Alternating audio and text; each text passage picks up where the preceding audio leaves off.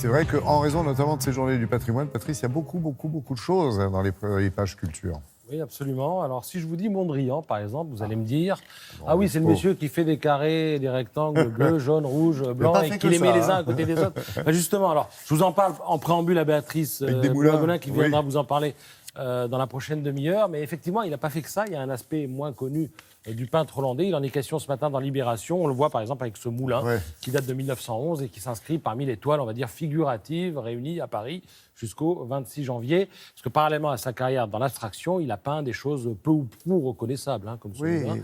Et alors, toutes les toiles qui sont au musée Marmottan, je le dis aussi, appartiennent à la collection de Salomon Slijper, qui était fils de diamantaire d'Amsterdam, et qui a découvert Mondrian. Un jour, il était dans une auberge en 1915, puis il se balade dans l'auberge, et puis il voit des tableaux accrochés. On lui dit « C'est quoi ces tableaux ?»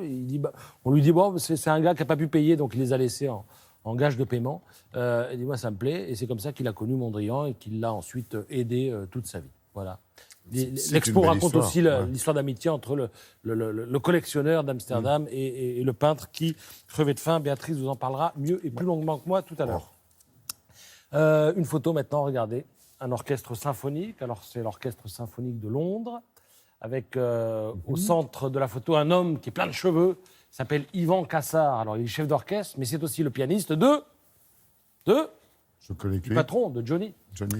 Johnny qui est de retour dans les bacs, figurez-vous, parce que cette photo a un rapport avec ce que je vais vous dire. Dans un mois sort un album original, alors original dans la confection, dans la fabrication, avec des chansons qui, elles, ne sont pas originales, mais connues. Diego, Vivre pour le meilleur, Quelque chose de Tennessee, Le chanteur abandonné, etc., etc. Au total, 12 standards.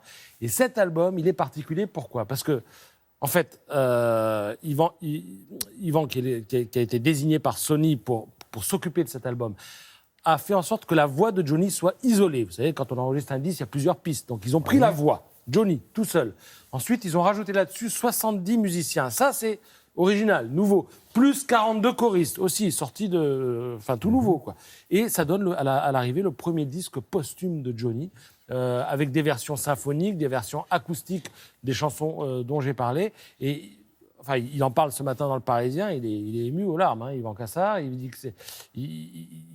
que c'est un autre Johnny qu'on peut écouter à travers cet album qui sortira dans un mois. Donc, je ne peux pas vous le faire écouter ce matin, mais enfin, je pense qu'Alex sera là le moment venu pour nous expliquer comment ça fonctionne. Droits, on sait pas à qui. Il a réuni des musiciens en espérant que ça réunisse sa famille. Yvan Cassar, justement, il en parle ce matin dans Le Parisien, il dit « Attendez, moi je suis là pour faire vivre les chansons de Johnny. Je me suis renseigné auprès de tout le monde avant de faire quoi que ce soit. J'ai vu Laetitia, j'ai vu David, j'ai vu Laura, tout le monde était d'accord, j'ai fait le disque. Quelle sagesse, quelle prudence. Merci beaucoup, Patrice.